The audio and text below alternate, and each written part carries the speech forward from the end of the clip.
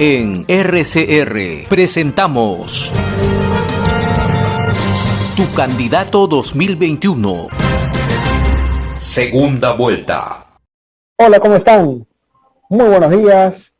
Esta es la última edición del programa Tu Candidato 2021, que ha estado acompañando a varias regiones del país en la campaña electoral desde enero del 2021. Hemos tenido invitados importantísimos, candidatos a la presidencia, candidatos al Congreso, especialistas en políticas públicas, en economía, siempre para hablar de la campaña electoral que ya está terminando, digamos, porque finalmente el retraso, la demora en la proclamación del señor Pedro Castillo ha hecho que esta especie de campaña electoral siga avanzando.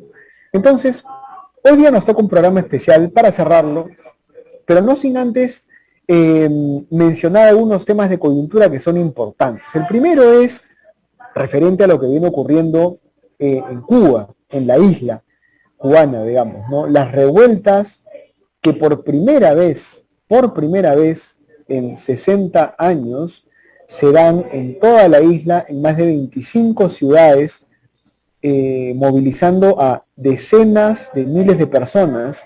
Incluso se dice que ya hay una ciudad, Camagüey, que habría sido, entre comillas, liberada, es decir, que habría sido ya liberada de las autoridades del gobierno cubano, lo cual sería, digamos, inédito, porque estaríamos frente a una primera ciudad que ya, entre comillas, derrocó a la dictadura cubana. Esta revolución, estas rebeliones en Cuba van a marcar un hito histórico. Cuba no va a ser lo mismo después de estas rebeliones. Y de alguna forma nos remite al tema de elección de nuestras autoridades, al tema de quiénes van a ser nuestros gobernantes, al tema de la vigilancia ciudadana, de cuánto debemos poner empeño en vigilar a los funcionarios del Estado, a los políticos, para que no hagan lo que les dé la gana, para que no se roben los recursos públicos, para que no se corrompan, para que no malgasten el dinero. Porque el malgasto del dinero, la corrupción y obviamente el modelo comunista, socialista de Estado es el que ha traído a la pobreza, a la quiebra y al desastre, digamos, a nuestros hermanos cubanos. Más allá de embargos económicos de Estados Unidos, que si bien es cierto han tenido un impacto, un efecto económico en la isla, no son para nada, ni de lejos, ni mucho menos, una causa importante en la debacle, en la crisis en la que está sumida la isla. Esperamos de todo corazón que el pueblo cubano destruya, derroque, derribe, se libere de esa dictadura castrista corrompida, que además tiene vínculos con el narcotráfico, y que es una economía cerrada, estatista, intervencionista, donde el Estado compra, el Estado vende, el Estado tiene empresas, el Estado no te permite comerciales, el Estado no te permite ahorrar, no te permite ganar, no te permite tener una empresa libre. Ese es el modelo que ha fracasado en Cuba. Y la izquierda peruana no tiene nada que decir al respecto. El gran silencio de la izquierda peruana frente a los acontecimientos de Cuba es la gran señal de que lo que ha pasado en Cuba les ha dolido hasta el alma, porque no saben qué decir. Lo más que pueden decir es que es el bloqueo, pero todos sabemos que esa es una causa parcial, tangencial de lo que viene ocurriendo en Cuba. Así que ese cuento no se lo creen muchos. El otro tema de introducción para el día de hoy es definitivamente la casi proclamación de Pedro Castillo en medio de una sombra de corrupción tremenda. El señor Pedro Castillo ha estado en silencio todos estos días y muchos se preguntan por qué está tan en silencio, por qué no habla. Y la respuesta parece muy sencilla. Con tantos elementos que lo debilitan, la mafia de los dinámicos del centro, los juicios contra el señor Bermejo, que siguen apareciendo sus vínculos con la mafia de los Quispe Palomino, que son narcotraficantes, la cantidad de gente investigada, todo eso debilita al señor Pedro Castillo tremendamente. Ahora, el Poder Judicial ha rechazado la prisión preventiva para varios de los miembros de esta mafia de los dinámicos del centro.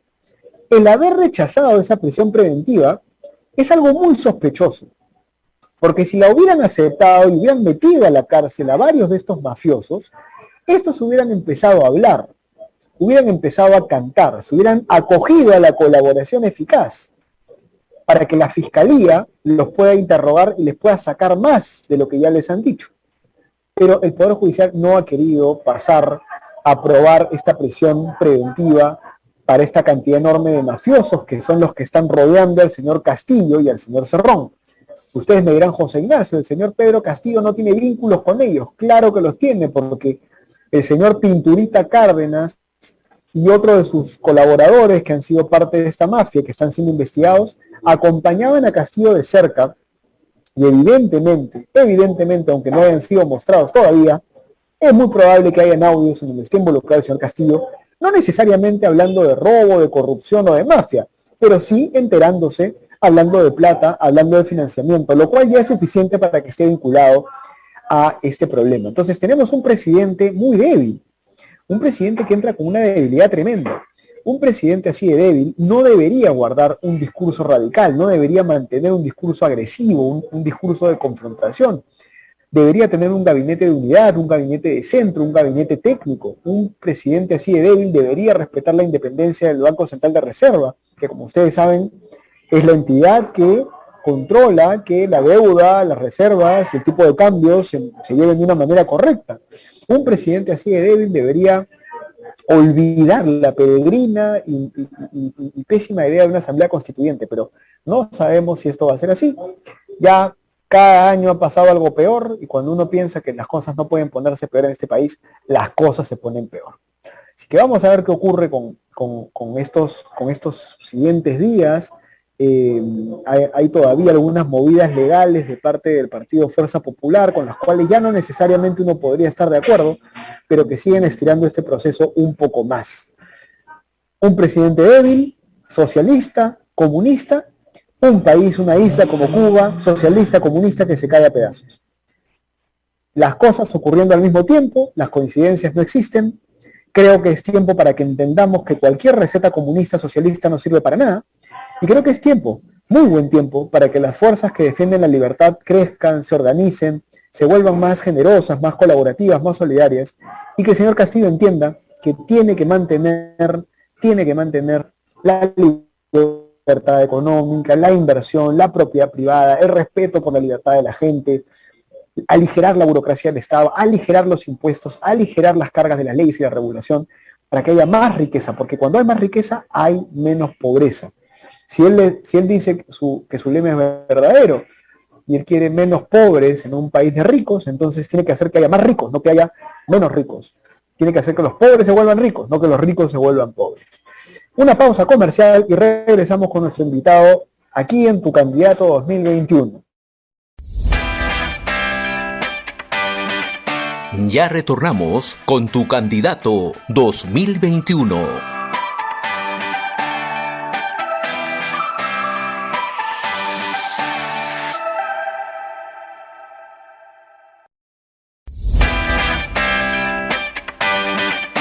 Ya retornamos con Tu Candidato 2021.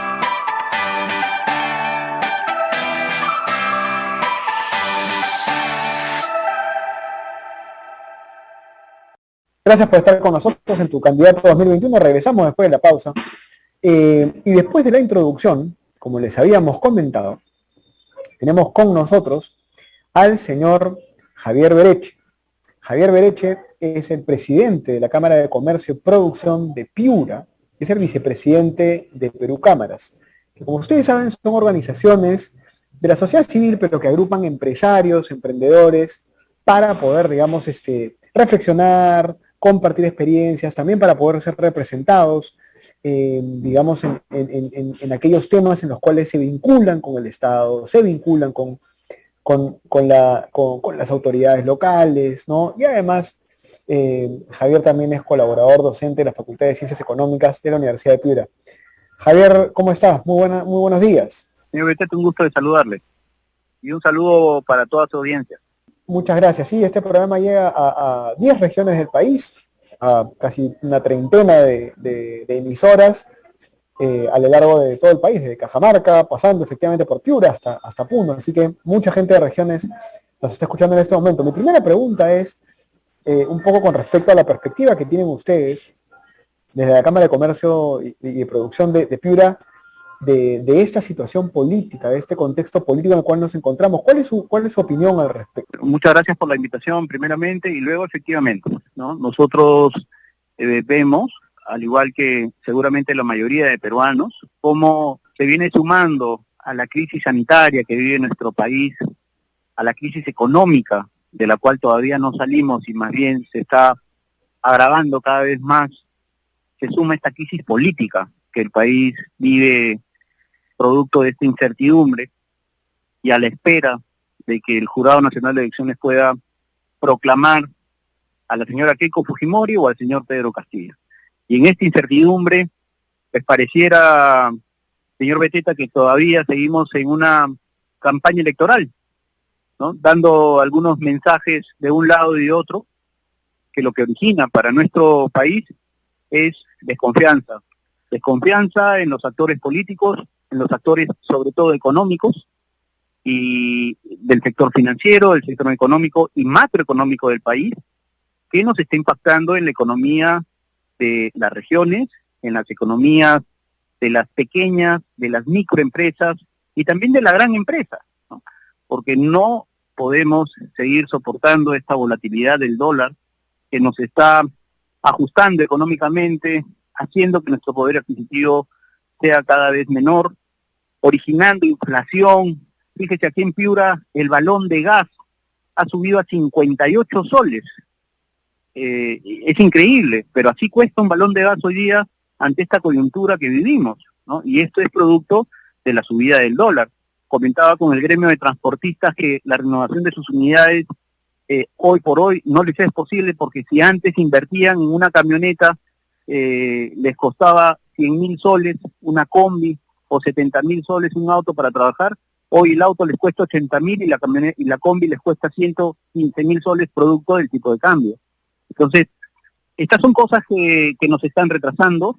Los bonos soberanos, la volatilidad del bono soberano también nos está impactando y esto se cura, señor Beteta, con mensajes contundentes. Pedimos a los candidatos que devuelvan la confianza al país. Ya no estamos en una campaña electoral, necesitamos saber quién va a ser el premier, quién va a ser el ministro de Economía, quién va a ser el gabinete propuesto en ambos lados, por si gane alguno de ellos, quién va a ser el presidente del BCR. Son mensajes contundentes que devolverían la confianza a los actores económicos del país, al interior del país y al exterior del país. De acuerdo. Ahora, en este contexto, señor Bereche, hay algo que usted ha terminado diciendo, ¿no? O sea, acá no solamente hay un tema de incertidumbre, de inestabilidad, sino que la incertidumbre e inestabilidad tiene un nombre, y es que el señor Pedro Castillo, como usted dice, nos debería dar un mensaje claro. Ahondemos un poco en eso. A ver, ¿qué cosas esperaría en este contexto de pandemia, de pobreza, de informalidad, de todavía una reactivación económica lenta? ¿Qué deberíamos esperar del presidente en los siguientes días y el 28 de julio? Yo pienso que quien gane la presidencia de la República tiene que dar mensajes claros y distanciamiento de los siguientes frentes. Distanciamiento primeramente de la corrupción, distanciamiento de un modelo económico y un modelo político comunista, por ejemplo. Distanciamiento de prohibiciones, como por ejemplo prohibiciones de las importaciones, ¿no? Son fantasmas que hacen que hoy por hoy exista volatilidad del dólar, pero sobre todo ahuyenta las inversiones y también los depósitos de ahorros de los peruanos. Para nadie es un secreto que no están entrando inversiones al país, de que los grandes proyectos que tenían que ejecutarse entre junio y julio y agosto están completamente paralizados en son de espera para ver qué es lo que pasa en nuestro país. Por ejemplo, la agroexportación piurana, ¿no? Las fronteras agrícolas que tenían que expandirse con las inversiones de capitalización no están llegando, producto de la derogación de la ley de promoción agraria, pero también de la incertidumbre política que vivimos. ¿Quién cosecha todo esto? Lo está cosechando Colombia, lo está cosechando Ecuador, que es donde se están yendo las inversiones que tendrían que estar en el norte del país. Entonces, tendrían que alejarse de la corrupción, ambos candidatos, tendrían que alejarse de fantasmas como, por ejemplo, de la expropiación. Hablar de segundas reformas agrarias seguramente habrá que explicarlo mejor y llamarlo de otro nombre, porque eso nos lleva a fantasmas del pasado que destruyeron un sector económico que hasta el día de hoy no podemos salir adelante, que es la agricultura, tan importante para el país. Entonces, ¿qué es lo que tenemos que esperar, señor Beteta?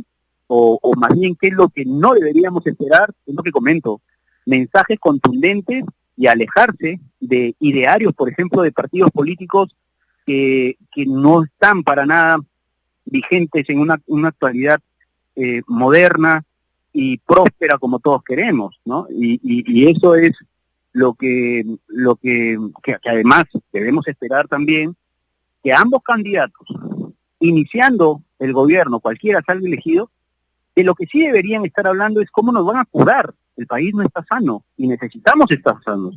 Necesitamos terminar el 2021 vacunados toda la población.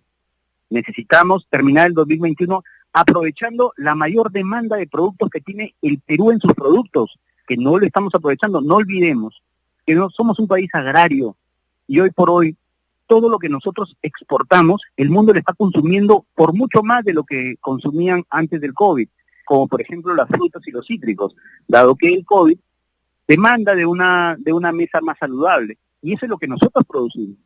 Y en lugar de estar aprovechando este boom que podría haber de las exportaciones, que de hecho sí está habiendo más exportaciones en algunos productos, pues la balanza comercial no está siendo lo suficientemente, no compensa lo suficientemente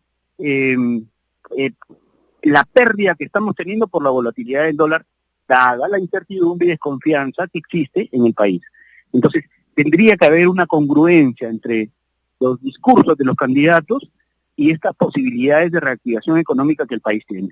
Ahora, todavía, digamos, pesa sobre la región Piura un proceso que todavía está en curso, que es el tema de la reconstrucción. Y usted mencionaba la parálisis de las obras, de muchas obras, evidentemente la desaceleración de la inversión privada en el norte. Cuéntenos un poco más de la región Piura. ¿Cómo está la región? En verdad, ¿cómo está la región Piura y el norte en general, ¿no? ¿Qué es lo que necesita? ¿Cuáles son los pendientes? ¿Cuáles son los principales problemas que sufre la población y los emprendedores piuranos? Sobre la reconstrucción con cambios para el norte del Perú y sobre todo para Piura, esto no es un pendiente, esto es una deuda social que el Estado tiene con Piura, porque los proyectos integrales de la reconstrucción con cambios todavía no han empezado, ni siquiera se han concluido los estudios, y como no hay estudios, entonces no hay una separación de los recursos económicos que requieren o requerirían los proyectos realmente con cambios,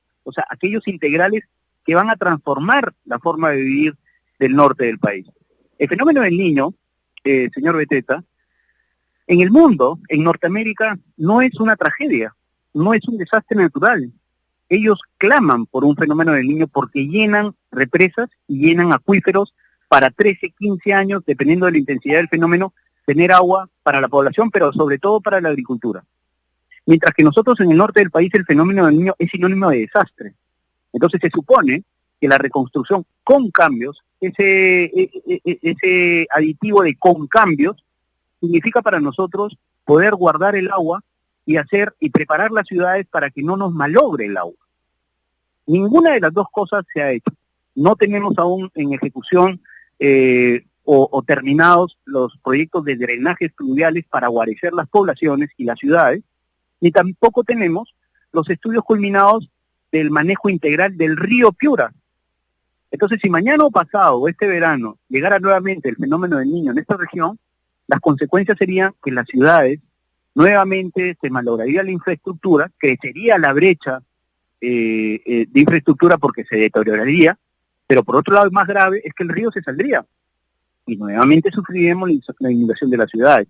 Entonces, sí que este gobierno transitorio del presidente Sagasti lamentablemente no ha podido cerrar y cubrir esta brecha de reconstrucción con cambios, y desde esta plataforma un llamado a los candidatos, ni por el lado de la candidata Keiko Fujimori, ni por el lado del candidato Pedro Castillo, hemos escuchado cuál es el plan específico para poder ponerle más agilidad a los proyectos de reconstrucción con cambios integrales que la región Piura y el norte del país demanda. Muy bien, ahora, usted ha mencionado ahora la señora Keiko Fujimori. Hay quienes dicen, y yo creo que es correcto, que en este momento ya lamentablemente aceptando, digamos, que un presidente, un potencial presidente como el señor Castillo, con una ideología y con un proyecto de país, creo que muy alejado de lo que necesita el pueblo, igual, ¿no es cierto?, aceptando eso, igual se necesitaría que la señora Keiko Fujimori converse con él, empiecen, digamos, a integrarse justamente para poder trabajar en un proyecto común. Sin embargo, hay quienes critican un poco la postura de la señora Keiko Fujimori de no querer aceptar los resultados de las elecciones. Creo que legítimamente la ciudadanía ha sospechado del proceso electoral, obviamente está en contra de la corrupción que pesa sobre el señor Pedro Castillo. Pero es un dilema, ¿no? Porque, digamos, hay quienes dicen, bueno, ya enfoquémonos en los siguientes 5 años en un gobierno de unidad, y hay quienes dicen, no, esto de acá no puede ocurrir, sería una debacle. ¿Usted qué opina al respecto, digamos? ¿Hacia dónde deberíamos caminar ya como ciudadanos, como gremios, como organizaciones que estamos alrededor del debate político? Yo creo que aquí la responsabilidad recae principalmente sobre el Jurado Nacional de Elecciones. Yo no doy por sentado que ha ganado ni uno ni otro candidato. Yo como ciudadano peruano estoy a la espera de que el Jurado Nacional de Elecciones diga la verdad. Y creo que es lo que demanda el país. Es muy necesario que para que el siguiente gobierno tenga legitimidad, se pueda solventar con la verdad y demostrarle a la población de que quien gane estas elecciones realmente tiene legitimidad. Porque no hay que olvidar que la población está dividida en mitades. Por lo tanto, quien pierda va a demandar legitimidad. Y ahí es que el Jurado Nacional de Elecciones tiene una tarea muy concreta, muy importante y muy trascendente en esta época republicana del Perú, que además está cumpliendo el bicentenario, nada más y nada menos. El Jurado Nacional de Elecciones tiene la obligación de proclamar a quien verdaderamente va a ser el presidente o la presidenta del Perú. Y para que eso suceda, necesitamos los peruanos conocer la verdad, ¿no? Entonces, ese es mi punto de vista. Yo no doy por sentado ganador ni a uno ni a otro, sino hasta conocer y convencernos todos los peruanos de que verdaderamente quien gane lo sea con legitimidad y legalidad. Finalmente, ya como Cámara de Comercio y Producción de Piura, ¿cuál va a ser su rol frente al siguiente gobierno? Porque ya el gobierno regional de Piura, digamos, obviamente tiene con ustedes seguramente una relación fluida, pero van a tener que ustedes tender lazos con los congresistas que representan la región, con el Poder Ejecutivo. ¿Cuál va a ser ya la línea que va a seguir la Cámara de Comercio y Producción de Piura en adelante? ¿Cuáles son sus objetivos, sus metas, sus planes, digamos, para los siguientes 5 años? Mire usted, las cámaras de comercio y producción del país son cámaras que no ejercen política partidaria. Si bien los miembros, como miembros de una cámara de comercio, empresarios, profesionales, podemos tener seguramente nuestras decisiones políticas, que es lo correcto y lo humano, en el desarrollo de una cámara de comercio no se hace, ni se difunde, ni se ejecuta, ni se desarrolla política partidaria alguna. Institucionalmente estamos prohibidos de hacerlo. Sin embargo, nosotros sí acompañamos a las autoridades de turno en el desarrollo de las regiones. Es decir, nosotros somos responsables de guarecer el desarrollo económico de nuestros asociados, que son el sector privado de una región. Pero tenemos la responsabilidad de trabajar conjuntamente con las autoridades, que es el sector público de nuestras regiones, para lograr que ese desarrollo económico se convierta en desarrollo social dentro de las regiones donde nosotros operamos. Por lo tanto, sea quien sea la autoridad de turno, nosotros siempre estaremos dispuestos a aportar y a seguir trabajando por nuestras regiones, porque parte de nuestros ideario es el desarrollo económico y social de nuestras poblaciones, ¿no? Más trabajo moderno, más trabajo digno, mejor situación económica de nuestras regiones, mejores condiciones laborales, mejores condiciones para el inversionista, crecimiento de fronteras de inversión en nuestras regiones, etcétera. Y finalmente todo eso se devuelve en crecimiento y desarrollo de nuestras regiones. Entonces, estaremos nosotros siempre trabajando de la mano con quien legítimamente y legalmente sean las autoridades establecidas en nuestra región. Excelente. Muchísimas gracias, señor Javier Berecho, por estar con nosotros. En verdad es una conversación muy clara. Creo que ustedes tienen totalmente las cosas claras y espero que esa solidez y esa claridad en los conceptos y en las ideas, digamos, sea la que acompañe su gestión en la Cámara de Comercio y Producción de Piura, por todos los piuranos que son gente emprendedora, trabajadora, gente además muy amable, que siempre ha sido parte importantísima de la historia del Perú. Muchas gracias por estar con nosotros. Hasta una nueva ocasión, seguramente. Muchas gracias, señor Beteta, por la invitación. Extiendo un cordial saludo a toda su audiencia, muy en especial al norte y a la región Piura. Y para hacerles llegar un último mensaje de tranquilidad y ojalá de confianza también en que el Jurado Nacional de Elecciones pueda hacer un trabajo, un buen trabajo, ¿no? Que es lo que corresponde en este bicentenario, y podamos todos los peruanos estar convencidos de que quien asuma la presidencia del Perú tiene esa legitimidad, tiene esa legalidad que se demanda, y por tanto pues evitemos a toda costa convulsiones sociales que traerían un problema adicional a los que ya tenemos actualmente en el país. Así que vamos para adelante con esperanza, con fe, ¿no? Hacia un bicentenario que sea realmente de reconstrucción, o el inicio de la reconstrucción de nuestro país, sobre todo en el aspecto de salubridad, en el aspecto económico y en el aspecto de educación, donde necesitamos transformaciones considerables para encarar este inicio del bicentenario de una mejor manera para el Perú. Muchas gracias, señor Beteta. Gracias, Javier Berecha, ha estado con nosotros desde la Cámara de Comercio y Producción de Piura. Ha sido en verdad una interesante conversación.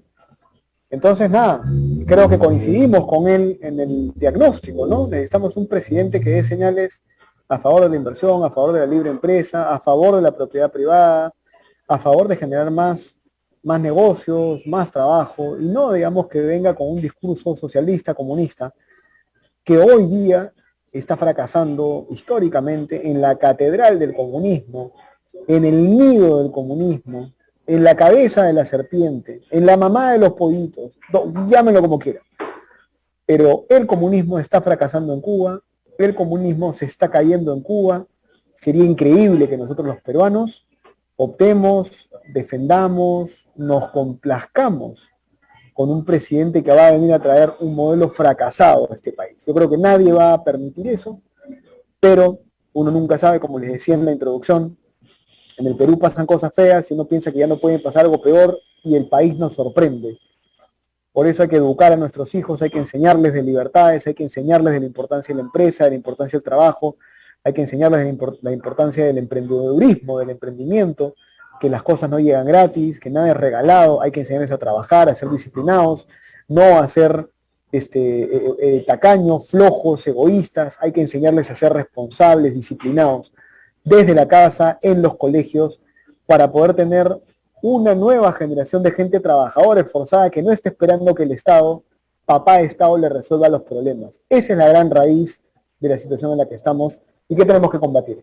Muchas gracias por haber estado con nosotros estos casi 6 meses de programa Tu Candidato 2021. Gracias por habernos acompañado, gracias por haber sido parte de este proyecto que se gestó gracias a la Red de Comunicación Regional, la Fundación Friedrich Naumann, a los países andinos, el Centro de Innovación en Políticas Públicas y la Asociación de Contribuyentes del Perú, institución que yo dirijo. Gracias, soy José Ignacio Beteta y seguramente nos veremos en otro programa o en otro proyecto aquí en la Red de Comunicación Regional. En RCR hemos presentado Tu Candidato 2021. Segunda vuelta.